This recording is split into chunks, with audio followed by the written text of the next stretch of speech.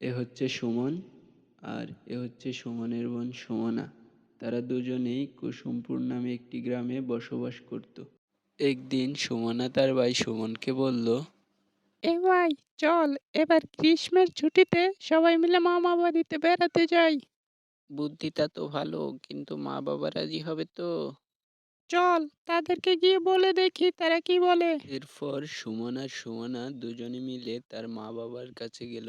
বাবা, অনেকদিন হয়েছে আমরা মামা বাড়িতে যাই না, চলো আমরা সবাই মিলে মামা বাড়ি থেকে বেরিয়ে আসি। এ কথা শুনে সুমনার মা বলল, না, এখন আর তোর মামা বাড়িতে যাওয়ার দরকার নেই। শুনেছি ওই গ্রামে নাকি এখন এক ভয়ঙ্কর ডাইনি বাস করে।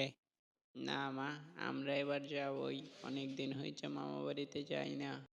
আচ্ছা, ওরা যখন এত করে বলছে, চলো গিয়ে একবার ঘুরে আসি।